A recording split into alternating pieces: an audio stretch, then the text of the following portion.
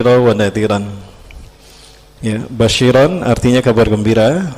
Rasulullah memberikan kabar gembira pada kita bahwa umatnya tidak akan diazab di akhirat.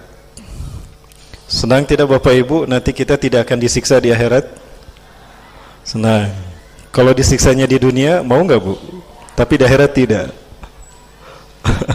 Ya, Rasulullah mengatakan ummati hadhihi ummatun marhumatun. Umatku ini adalah umat yang Allah rahmati. Laisa lahum adzabun fil akhirah. Tidak ada bagi mereka siksaan di akhirat. Azabuha fid dunya. Siksaannya Allah segerakan di dunia. Bagaimana Allah menyerahkan siksa kita bagi kita di dunia sehingga di akhirat kita tidak disiksa? Pertama, wabil fitan, dengan huru-hara.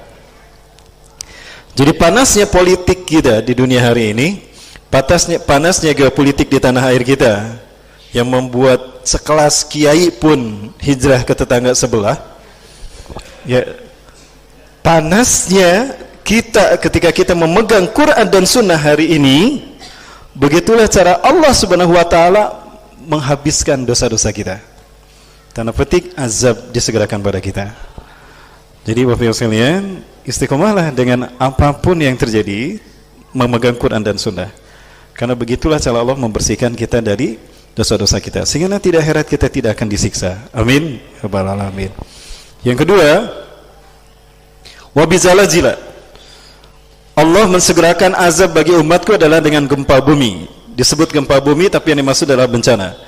Artinya jika ada orang yang beriman meninggal karena terkena bencana alam, apakah karena tsunami, apakah karena longsor, ataukah karena banjir, padahal dia tidak melakukan dosa, maka begitulah Allah mensegerakan siksaannya di dunia, sehingga di akhirat dia tidak disiksa, sehingga dia hanya sebentar sekali mengalami hari demi hari nanti di akhirat. Dia yaumul mahsyar dia sebentar. Di alam barzah tentunya dia tidak akan merasakan fitnah kubur yang disebut dengan nikmatul qabri, siksa kubur, tidak ada.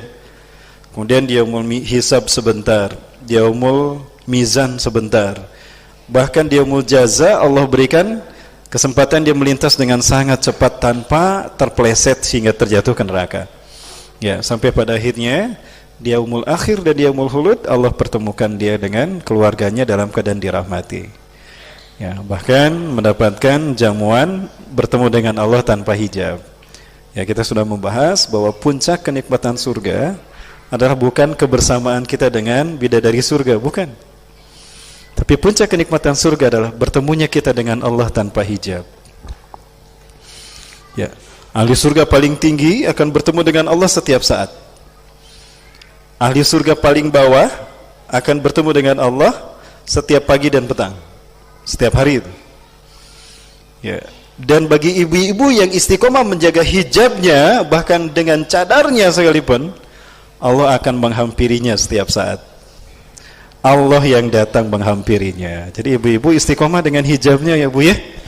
Tapi hijabnya hijab yang syar'i. Ibu-ibu nanti yang didatangi Allah, bukan ibu yang datang menghadap kepada Allah.